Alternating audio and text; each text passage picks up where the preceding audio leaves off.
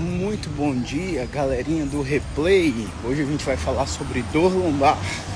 Então fica até o final do vídeo, que eu tenho certeza que você vai pegar insights para avaliação, para tratamento.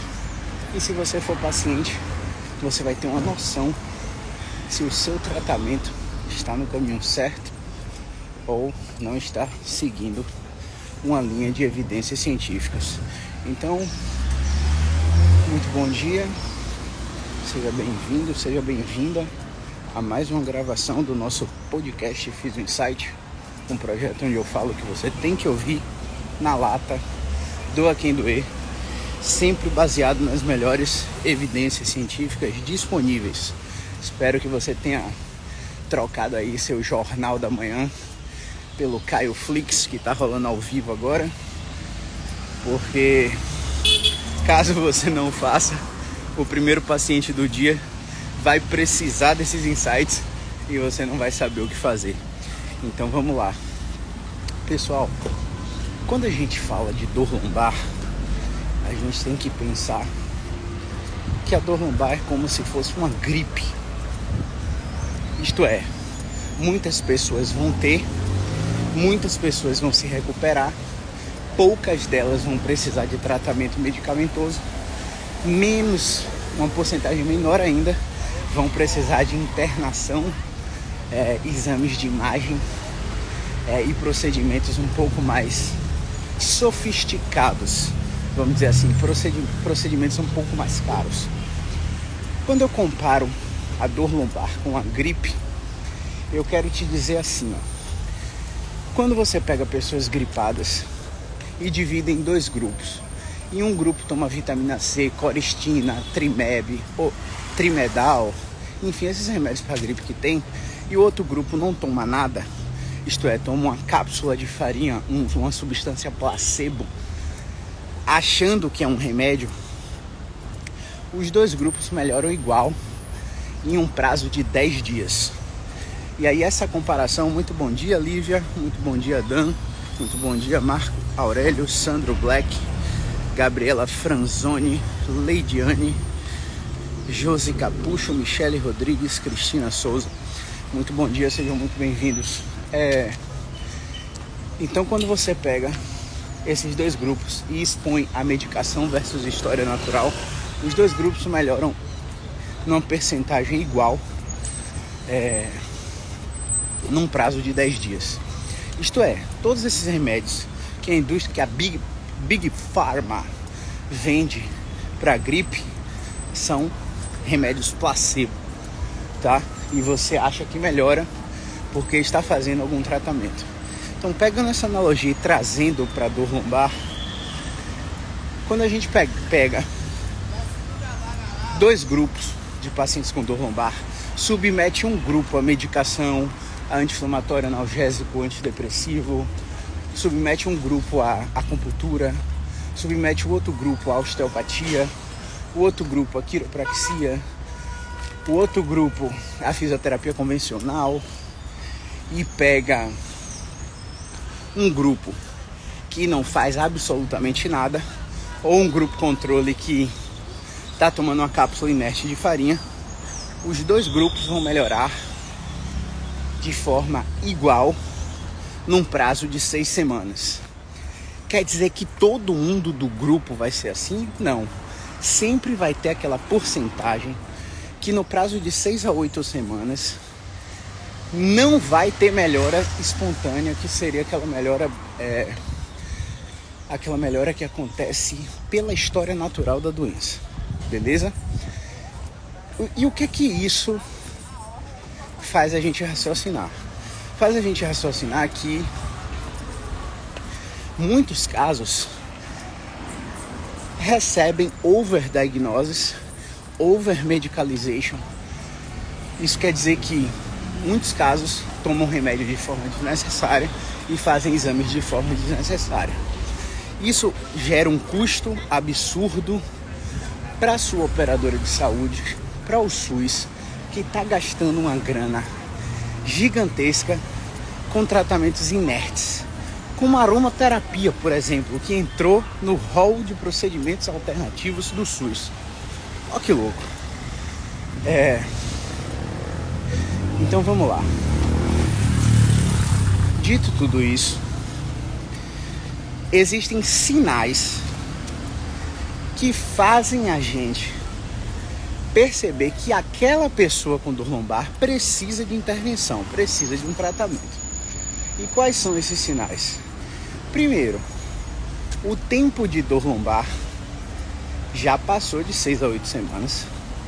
Segundo, a piora do paciente é progressiva, não há variabilidade. Exemplo, eu acordei hoje com a dor lombar danada. Os primeiros movimentos do dia são horríveis. Dobrar na pia para escovar meu dente, aquela dobradura pequenininha para apoiar na pia, já faz minha dor lombar aumentar de uma forma grotesca. E à medida que eu vou me arrumando, que eu vou tomando banho, que eu vou fazendo as coisas do dia a dia, minha dor lombar tá melhorando. Então agora a gente já tem 13 minutos de caminhada e eu tô sem dor lombar. Ou seja, comecei mal no meio da manhã, né? Comecei a me movimentar, melhorei. Eu vou chegar no consultório 10 horas da manhã. Quando eu chegar no consultório, eu vou ficar sentado prolongado atendendo 8 pacientes que estão marcados hoje. Nesse período, minha dor lombar vai aumentar. Ela está apresentando variabilidade. Quando chegar no final do dia, que eu começar a diminuir o nível de atividade, minha dor lombar vai voltar. Então, essa variabilidade indica que o seu problema é mecânico e é natural, não é uma coisa grave. Quando eu falo de piora progressiva, quer dizer que eu acordei mal, comecei a caminhar, estou piorando, faço repouso, continuo piorando, durmo pior ainda. No outro dia estou pior. E esse ciclo de piora vai aumentando a minha incapacidade. Eu vou deixando de fazer as coisas básicas. Por exemplo, sentar no vaso sanitário de uma forma completamente adaptada para defecar no início da manhã. Vestir uma cueca, fazer o movimento de vestir-se, vamos dizer assim, pegar o filho para carregar, colocar na mesa para dar o café da manhã, dobrar para entrar no carro, subir o degrau do busão, do buzu. A incapacidade junto com a piora progressiva indica que esse paciente precisa de um tratamento direcionado para essa dor lombar. E aí, quando a gente pega o paciente com dor lombar, existem algumas coisas que a gente precisa avaliar. Vamos dizer que esse paciente, ele tá lá no interior do Tocantins e você tá atendendo ele por chamada de vídeo. E aí é uma dúvida de muitas pessoas, né? Será que o atendimento presencial, o atendimento online vai me dar o mesmo resultado do presencial? E a resposta é sim, para a maioria esmagadora dos casos. Porque nesse paciente a gente precisa avaliar déficit de força. Então na chamada de vídeo você vai perguntar para ele: você é capaz de ficar na ponta do pé? E ele vai ajustar a câmera e vai te mostrar. Nesse ajuste você vai pedir para ele andar 2 passinhos para o lado e 2 para o outro. Você viu que a força da ponta do pé está preservada? Ok. Depois você vai pedir para ele ficar nos calcanhares e também dar 2 passinhos para o lado e 2 passinhos para o outro. A força nos calcanhares estão ok? Maravilha. Depois você vai pedir para ele abaixar e alisar as pernas, a lateral da batata, da panturrilha. E vai perguntar: olha, sua sensibilidade ao toque está igual ou diferente comparando as 2 pernas? Beleza? Se a sensibilidade estiver ok, melhor ainda. Depois você vai pedir para ele sentar para fazer uma manobra chamada slump. Essa manobra slump tem como objetivo testar a integridade do sistema neural, dos nervos, a neurodinâmica desse paciente. Então, só para você visualizar, você vai sentar o paciente, deixar ele na postura relaxada, totalmente emborcado. Vai pedir para ele colocar o queixo no peito. E quando ele colocar o queixo no peito, você vai pedir para ele esticar a perna reta. Quando ele esticar a perna, você vai pedir para ele botar a ponta do pé de palhaço em direção a ele mesmo. Nessa brincadeira, vai ocorrer um estresse neurodinâmico, no qual, se esse paciente tiver tensão neural, a dor dele será reproduzida se ele estiver sem dor no momento da avaliação, ou aumentada se ele já estiver com dor no momento da avaliação. Pronto. Testou força, testou sensibilidade, testou tensão neural. O paciente não tem febre junto com a dor. O paciente não vem perdendo peso sem motivo. O paciente não tem incontinência urinária ou fecal. O controle esfincteriano está ok. Ele prende o xixi, ele prende as fezes. Por exemplo, eu acordo, jogo 500 ml de água para dentro, café preto, mais líquido, né? Água, glutamina, própolis, vitamina C, mais líquido, e venho caminhar.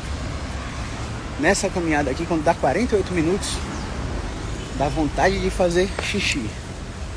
Mas como o meu esfíncter está funcionante, operando bem, eu consigo prender os 12 minutos até bater 1 hora e chegar em casa novamente. Tem gente que quando começa a sentir a vontade, não consegue prender e acaba urinando ou defecando nas calças. Você acredita que isso acontece? Acontece, e é um sinal grave de dor lombar. Mas acontece em menos de 1% dos casos. 1% ou menos. Beleza? Então você já fez uma avaliação extremamente minuciosa por chamada de vídeo. E sim, se você está me assistindo agora e tem dor lombar, você já pode ficar despreocupado se sua resposta foi não para todos esses testes. Despreocupado para esperar a história natural durante essas 6 a 8 semanas. Porque nada do que você faça nesse prazo vai garantir que a sua melhora vem do que você fez de tratamento. Seja ele fisioterapêutico, médico ou qualquer outro tratamento. A história natural tem grande chance de você estar melhorando sozinho. E por falta de paciência você está jogando um dinheiro no lixo. Ah, Caio, mas eu estou incapacitado. Não consigo fazer isso, não consigo fazer aquilo. Pronto. Esse é o sinal que eu falei no início da live.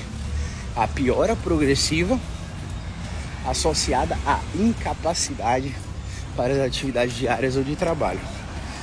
Beleza? O que a gente faz depois? A gente faz uma avaliação de movimento.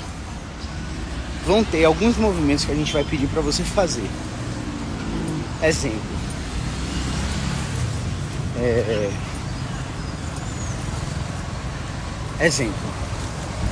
A coluna lombar pode ser avaliada em 6 movimentos para você tomar como referência. Então vamos lá. Primeiro movimento, dobrar para frente. Você está em pé e agora você vai dobrar e pegar no sapato, pegar nos pés. Segundo movimento, você vai colocar as mãos no bumbum e fazer Cirque du Soleil. Dobrar para trás e olhar para o teto. Terceiro movimento, em pé, com os pés na largura do quadril. Você vai deslocar o bumbum para a esquerda o máximo que puder. Depois você vai deslocar o bumbum para a direita o máximo que puder. Terceiro movimento, você vai inclinar para a esquerda e inclinar para a direita. Perceba que os primeiros movimentos foram de deslocamento lateral. O o bumbum que move você em pé para um lado e o bumbum move você em pé para o outro. E os últimos movimentos foram inclinações, o tronco que move, são movimentos diferentes. Assim você vai avaliar o movimento da lombar alta e da lombar baixa. E você vai anotar o que acontece nesses movimentos. Se o paciente está sem dor antes do movimento, que é o que a gente chama de baseline, né? Situação inicial, situação de base, você vai colocar sem dor em pé parado. Se o cara desloca lateral esquerdo, o bumbum vai para a direita, né? E a dor é produzida, você vai anotar lá, produz a dor no deslocamento lateral direito. Se o cara dobra para frente e a dor lombar aparece no centro, desvia para a esquerda e desce para a coxa, ou para a virilha, ou para a genital, você vai anotar o que acontece em cada um desses 6 movimentos. Pronto. Você já tem a referência mecânica, que são o que acontece nesses 6 movimentos que eu te mostrei, que eu te ensinei. Você já tem a referência neurológica, que é o que acontece naquele teste de slam que eu te expliquei. Você já tem a referência funcional, que é o que o paciente não consegue fazer ou faz com dificuldade por causa da dor. Por exemplo, os primeiros graus de dobrar o tronco para escovar o dente, o ato de vestir-se, né? Vestir uma calça, vestir uma cueca, vestir uma camisa, o ato de carregar o filho no colo para colocar na mesa para dar o café da manhã, o ato de girar para entrar no carro, o ato de subir escadas no degrau do ônibus, por exemplo. Então, referência funcional, mecânica e neurológica.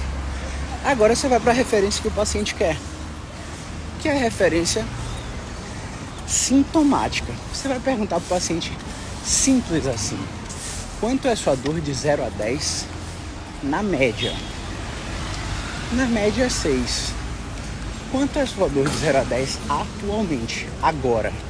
Agora eu tô sem dor. Agora é 0. Agora eu tô com muita dor. Agora é 10. Você vai anotar. E essas 4 referências serão os comparativos no tratamento. Beleza? A cada intervenção que nós fizermos, e a intervenção em 99% dos casos é baseada em movimento, você vai escolher um movimento em alguma direção, vai colocar em uma posição mantida, vai fazer um movimento repetido e o paciente vai te dizer o que está acontecendo. Tô com sono. Hoje tá com uma preguiça absurda e o sol não tá me acordando. Caramba. Voltando. A cada movimento que você pedir, você vai anotar o que acontece durante a execução do movimento e o que acontece depois da execução do movimento. Então, exemplo. Você deitou o paciente para fazer sua extensão lá que tá na moda, né? Todo mundo fazendo extensão. Aí o paciente está deitado sem dor. Você bota baseline sem dor. Aí você começa a repetir as extensões. Aí a dor começa a ser produzida. Durante o movimento você anotou, produz a dor na extensão deitado. Aí você já tem uma previsibilidade. Quais são as respostas do sintoma do paciente que aparecem depois da dor ser produzida durante o movimento? Ou ela fica pior, ou ela não fica pior. Se ficar pior, é luz vermelha, troca a direção. Se não ficar pior, é luz amarela invejosa. Você vai saber o que fazer, se alternar a força, o que é que você vai fazer a partir dessa resposta do sintoma. Então você já tem uma previsibilidade para qual movimento você vai depois da extensão. Se você vai desviar o quadril fora de eixo, se você vai deitar o cara para abraçar o joelho e fazer flexão, Agora, se durante o movimento o paciente começa a apresentar, olha, a dor já está presente antes do movimento e ele começa a diminuir a dor durante você já tem uma previsibilidade. Durante o movimento, se ela diminui depois do movimento, ou ela vai estar melhor ou ela não vai estar melhor. Se ela estiver melhor, se der melhor depois do movimento, mais do mesmo. Você encontrou uma característica super importante nos pacientes com dor lombar, chamada preferência direcional, que é um fenômeno induzido clinicamente através de uma estratégia de carga que tende a abolir, centralizar ou diminuir os sintomas do paciente de forma duradoura. Beleza? Achou? Você vai dar mais do mesmo por 72 horas e em 72 horas você vai reavaliar o paciente para saber se ele sustentou a melhora, para saber o que fazer depois, ou para saber se ele estagnou a melhora, que aí é outra coisa que você vai ter que fazer depois. Se durante o movimento ele começou a apresentar, diminui a dor, e depois do movimento ele não ficou melhor, é uma luz amarela que requer um aumento de forças. Aí é outra coisa, outro movimento que você vai fazer. Então, se você é paciente e entendeu esse processo até aqui,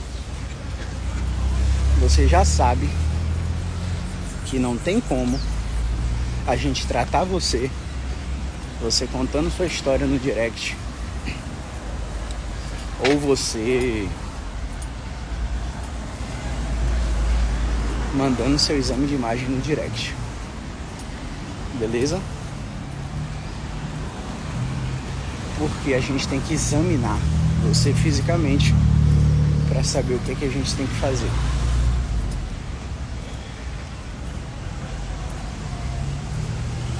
Vamos lá. Prosseguindo. Baseado na resposta do sintoma do paciente, nós vamos ter 13 a 14 diagnósticos diferentes. O que é que eu quero dizer com isso? Se o paciente chegou com hérnia de disco, no diagnóstico médico, dor lombar irradiada para a perna e por aí vai, e o exame de imagem está mostrando a hérnia, pra gente, nós fisioterapeutas, com esse diagnóstico médico de hérnia, temos 14 possibilidades diferentes para diagnosticar o paciente funcionalmente, que é um diagnóstico diferente do médico. Não é melhor, não é pior, só é diferente. Beleza? E baseado no nosso diagnóstico, a abordagem é completamente diferente. Então vamos lá. O cara pode ter um bloqueio de movimento, você vai achar preferência direcional, o cara vai melhorar muito em 2 meses. O cara pode ter uma restrição de movimento, você não vai achar preferência direcional, você vai achar outra característica, e o cara vai melhorar muito em 3 meses, se fizer exatamente o que a gente pedir. Se não fizer, joga no lixo a avaliação, joga no lixo o dinheiro dele. Você não, né? Ele tá jogando o dinheiro dele no lixo. O cara pode ter uma alteração postural e melhorar muito em uma sessão, uma consulta, ele pode melhorar muito, mas tem que fazer o programa educacional depois em casa. O cara pode ter uma síndrome de dor inflamatória e o tratamento dele se prolongar muito, de 3 a 6 meses, e não precisar só da gente, precisar de anestesista ou ortopedista para usar medicação associada, precisar de psicólogo para fazer TCC. O cara pode ter uma síndrome de dor crônica e precisar de muita educação e terapia cognitiva. A educação é uma intervenção, terapia cognitiva é outra intervenção. O cara pode ter uma articulação estruturalmente comprometida, o cara pode ter um diagnóstico inconclusivo, o cara pode ter um trauma em recuperação, o cara pode ter uma estenose, né? O cara pode ter uma red flag, que é uma alteração, a possibilidade de uma alteração grave na coluna, que precisa de investigação médica. Mas como eu falei na live, isso aí é muito raro, menos de 1% dos casos. E quando isso aí aparece, quando a gente suspeita desse diagnóstico, a gente sabe identificar e encaminhar para o profissional certo. Então acaba com essa história de que o paciente tem dor lombar e ele vai precisar de um encaminhamento médico para ir para a fisioterapia. Você pode ir para a fisioterapia direto, como primeiro profissional, primeiro contato. E esse caminho geralmente é muito mais econômico. Rapaz, hoje tá na força do ódio aqui, viu? Aeróbico em jejum não é de Deus não. Fazendo nosso déficit calórico, perder umas gordurinhas, mas é sacrifício, viu? Pra quem tá acostumado a sempre acordar e tomar um café da manhã bem reforçado para fazer um treino de musculação, não comer e ir pra atividade é sacrifício. Mas vamos nessa. Enfim, deem força também, façam suas atividades físicas, mandem mensagens no direct, mandem mensagens pra gente permanecer disciplinado. Perguntas até aí? Ou prosseguimos? Vamos ver quem é que tá aí nessa jornada matinal. Carlos Barbosa, Jackson Silveira, Michele Rodrigues, Lívia Dantas, Leidiane, Jefferson Neri. Jefferson Neri vai dar um personal daqui a pouco, que eu tô ligado. Então vamos prosseguir. Então, pessoal, baseado nessa classificação, o paciente vai ter abordagens completamente diferentes. Nenhuma delas é baseada em alongamento, nenhuma delas é baseada em fortalecimento, nenhuma dessas abordagens científicas é baseada em eletroterapia, nenhuma dessas abordagens é baseada em propriocepção, em estabilização. Todas essas abordagens são baseadas em educação, movimentos específicos, alguns casos raros, terapia manual, alguns casos raros, bloqueios interlaminares, transforaminais, simpáticos, em alguns casos raríssimos, cirurgia.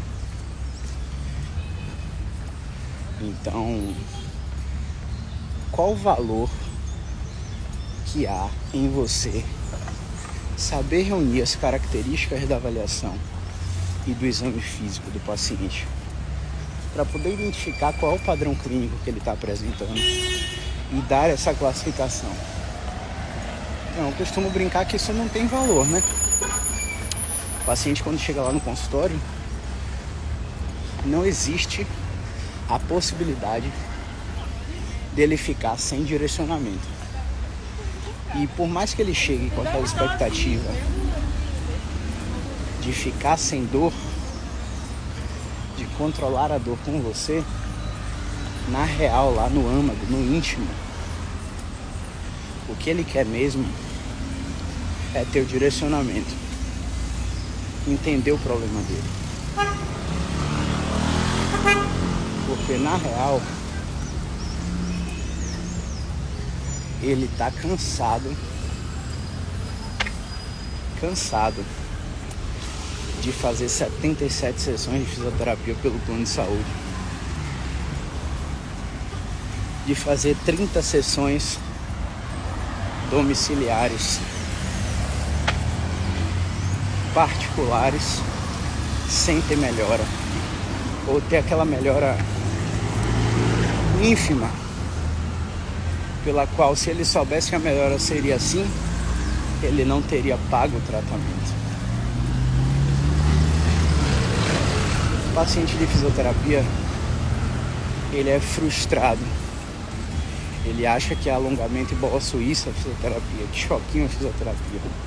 Então, quando você tem direcionamento e o paciente sai daquele ciclo vicioso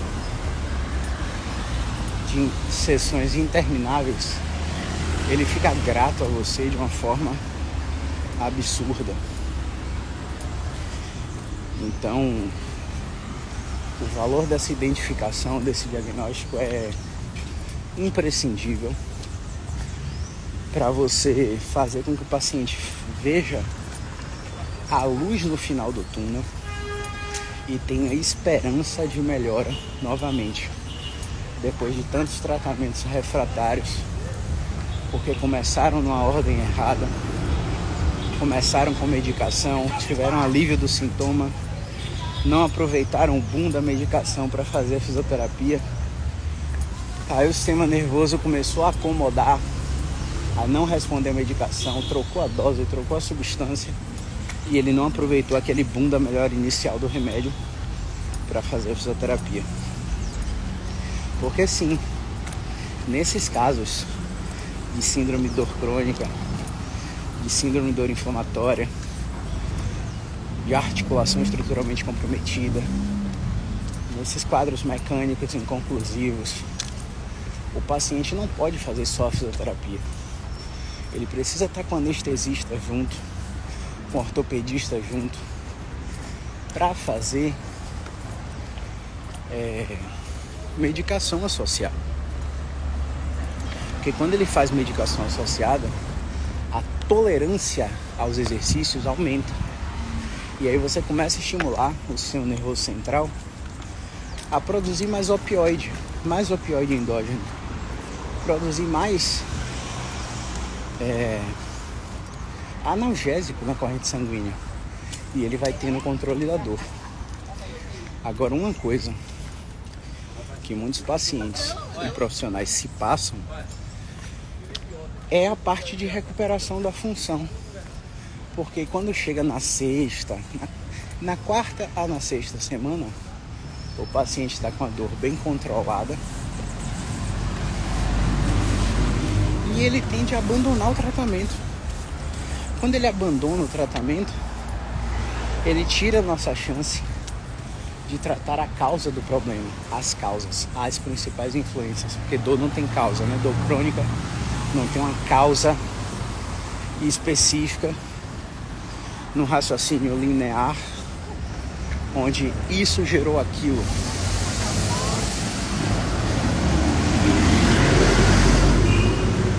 Dor crônica tem influências, e a gente perde a chance de tratar essas influências, e aí o paciente fica tendo recidiva todo mês, a cada 2 meses, a cada 3, 6 meses, e você não sabe por que foi.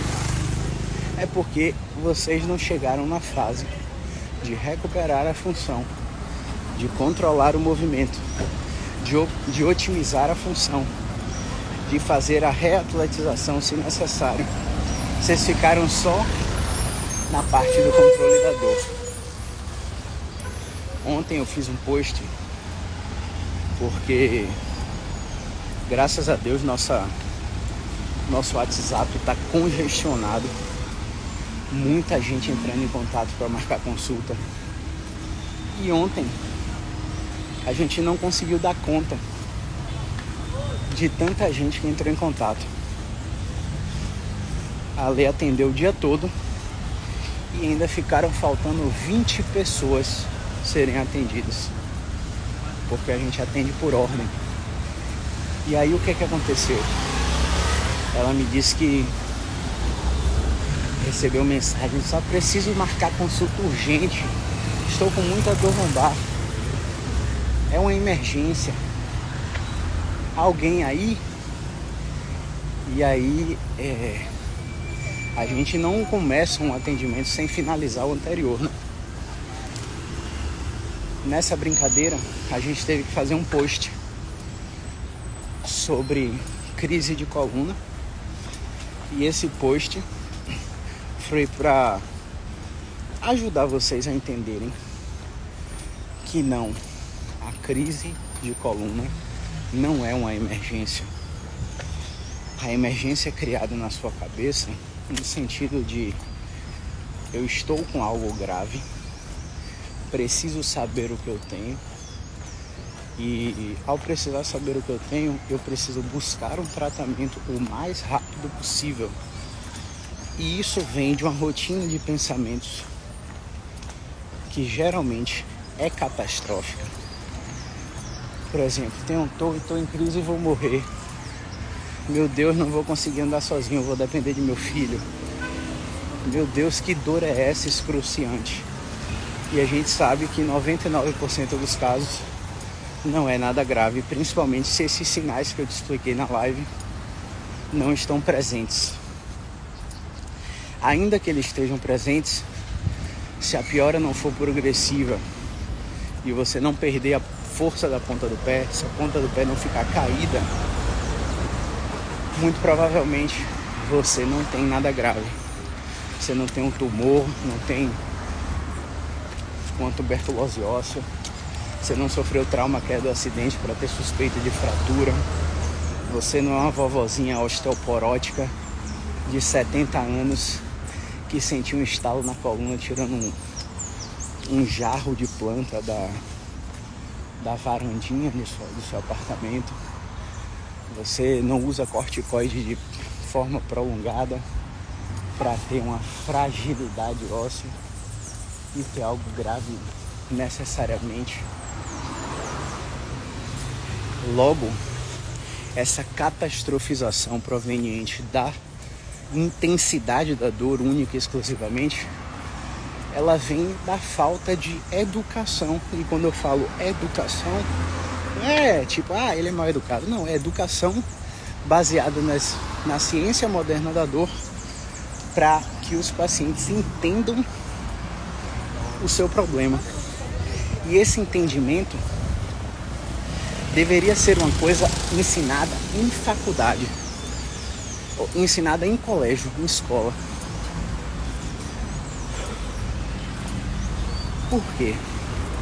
Porque a dor lombar hoje lidera um ranking mundial de anos vividos com incapacidade, comparando-se a mais de 380 doenças, segundo o Global Burden of Disease, uma pesquisa global sustentada pelo Instituto Bill e Melinda Gates nos Estados Unidos, mostrando que os anos vividos com incapacidade relacionada a esse problema são maiores do que, por exemplo, doenças neurodegenerativas, cardiomiopatias e por aí vai.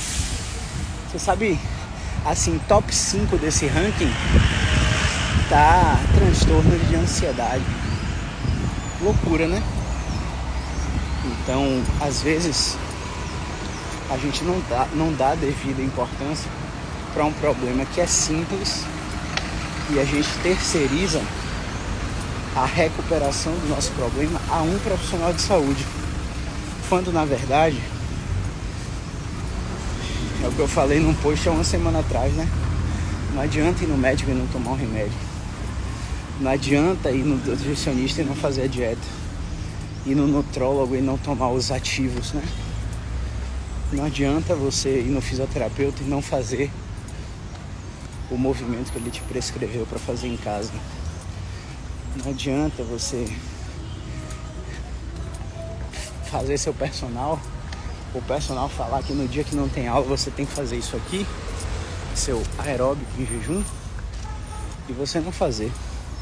Tipo, hoje tá completamente desconfortável pra mim.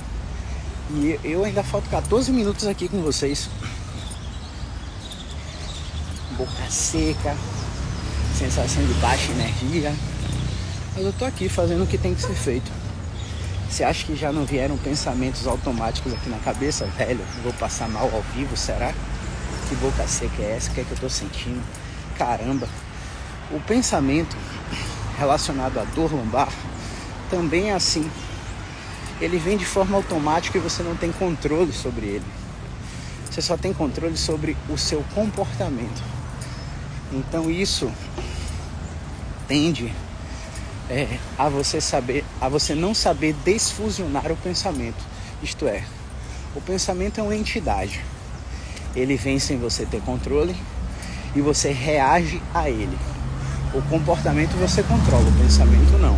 Você acha que controla o pensamento, mas ele é muito mais rápido do que você pode imaginar. E aí eu vou comportamentalmente resgatar lá na minha memória todas as vezes que eu senti essa mesma sensação de desconforto, qual foi o desfecho final e quais posturas eu adotei diante desse pensamento. Sabe o que acontece? Eu resgato na minha memória que todas as vezes que eu passei por isso, eu passei bem. E quando eu não passei bem, eu respirei fundo, segui fazendo o que eu estava fazendo, reduzi a intensidade e fiquei bem no final. E todas as vezes que eu achei que eu não ia ficar bem, eu interrompi a minha prática esportiva e depois de alguns minutos a sensação passou e eu me arrependi de não ter continuado. Então isso faz com que o meu pensamento, que é disfuncional relacionado à dor, seja confrontado por um outro tipo de pensamento que a gente chama de compensatório ou alternativo. Um pensamento que encoraja você e que é baseado nas suas experiências prévias. Então, baseado nisso, você entende como o fator psicológico e o fator social interfere na sua dor lombar. Então, se você é fisioterapeuta e vai continuar com esse viés mecânico aí, tentando achar preferência direcional em todo mundo, achar que todo mundo vai responder um movimentozinho bobo e negligenciar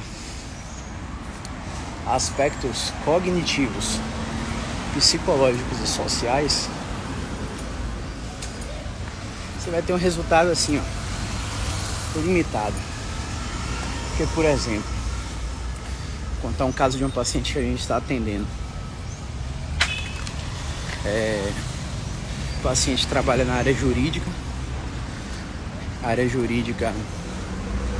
criminal. Só pela área de trabalho você já entende o quão potencialmente estressora é esse ambiente. E ela evoluiu com a dor cervical irradiada para a escápula direita e excruciante, na qual ela nunca sentiu a intensidade da dor tão severa como esse episódio na vida. E ela já tinha feito um tratamento comigo para isso há 2 anos atrás, antes da pandemia. Mais de 2 anos, né? Eu acho. Isso, mais de 2 anos. E os movimentos que eu tinha ensinado para ela, para esse problema, não surtiram efeito.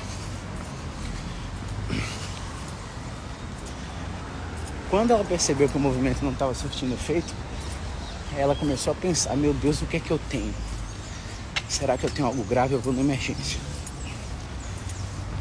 Foi na emergência, fez imagem, fez exame de sangue, tomou tramadol, reduziu 30% da dor, conseguiu dormir. Repetiu a ida na emergência.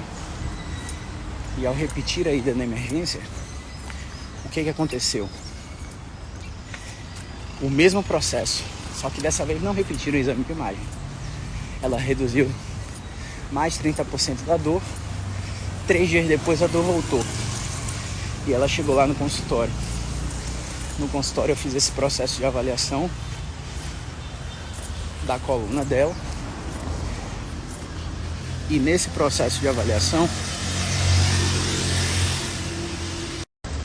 então voltando, pessoal, eu examinei essa paciente e no exame físico essa paciente não apresentou nenhum sinal de red flag, nenhum sinal. A gente colocou uma estratégia de movimento nela e ela começou a melhorar. No que ela começou a melhorar, ela saiu de casa feliz, saiu do consultório feliz, e eu perguntei pra ela, e eu falei assim pra ela, ó, essa variabilidade que você tá tendo na intensidade da dor pode acontecer de novo. Só que você não pode se desesperar, porque é normal e é esperado que isso aconteça nas próximas 6 a 8 semanas. E caso você venha se desesperar, o sintoma ele tende a aumentar. Mas olha, eu tenho uma notícia boa para te dar. E a notícia boa é a seguinte: você não tem nada grave, porque no seu exame físico não apareceu nenhum teste positivo para a gravidade. E eu expliquei os testes a ela. Só que eu perguntei para ela, e aí? Como é que tá a sua vida? Profissional, financeira, relacionamento amoroso, familiar. Tá acontecendo alguma coisa de diferente nessas últimas semanas que você teve a crise e foi para emergência? E aí ela acabou se deslocando. E ela acabou se deslocando